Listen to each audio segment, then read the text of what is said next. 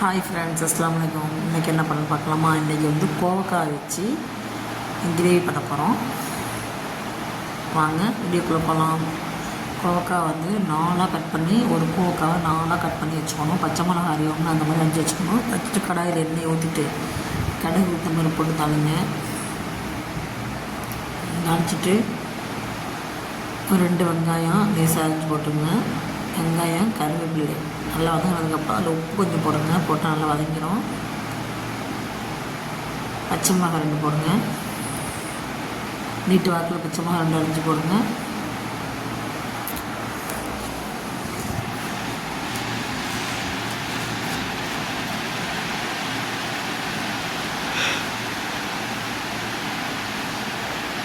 கொஞ்சமாக நல்லா ஒரு முழு பூண்டு தட்டி போட்டுங்க. நல்லா வாசமாக நல்லாயிருக்கும். இஞ்சி பூண்டு பேஸ்ட்டாகவும் போடலாம், அது ஒரு டேஸ்ட்டாக இருக்கும். சிக்கன் கிரேவி மாதிரி இருக்கும்.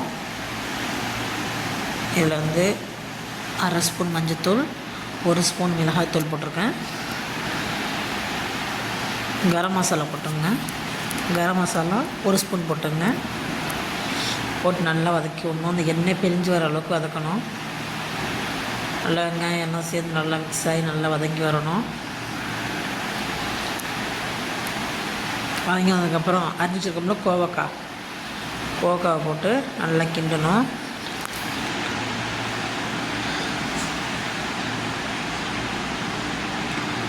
நல்லா கோவக்காய் நல்லா கிண்டி விட்டு தண்ணியை ஊற்றி நல்லா மூடி வேக வச்சுருங்க. உப்பெல்லாம் போட்டு அது நல்லா வேகட்டும்.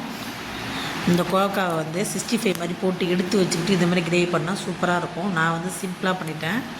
இன்னொரு நாளைக்கு அதை பண்ணி காமிக்கிறேன். 65 மாதிரி இஞ்சி பூண்டு பேஸ்ட்டு, சிக்கன் மசாலா, மிளகாத்தூள், எலுமிச்சப்பழம் அதெல்லாம் போட்டு நல்லா பேஸ்ட் விட்டு 65 மாதிரி போட்டு எடுத்து வச்சுக்கிட்டு இந்த மாதிரி கிரேவி பண்ணி தூக்கி இந்த இது போட்டோம்னா நல்லா டேஸ்ட்டாக இருக்கும். தண்ணி ஊற்ற வேண்டிய அவசியம் இல்லை. ஏன்னா நமக்கு பொரிச்சு வச்சுருவோம்ல 65 மாதிரி. அதனால் இதில் சேர்ந்தோன்னே இந்த மசாலாவில் சேர்த்து சூப்பராக இருக்கும். ட்ரை பண்ணி பாருங்கள். நான் அது மாதிரி பண்ணாமல் சிம்பிளாக பண்ணிட்டேன். கஸ்தூரி மேய்க்கு இருந்தால் போட்டுங்க. இது கஸ்தூரி மேய்க்குனா வெந்தயக்கீரை, அது கொஞ்சம் போட்டுங்க. நல்லா டேஸ்ட் கொடுக்கும். இந்த வீடியோ பிடிச்சிருந்தா லைக் பண்ணுங்கள். கஸ்தூரி மேய்க்கு போட்டுங்க. அப்படின்னா சாட் மசாலா கொஞ்சம் லைட்டாக போட்டுங்க, ரொம்ப போட வேணாம்.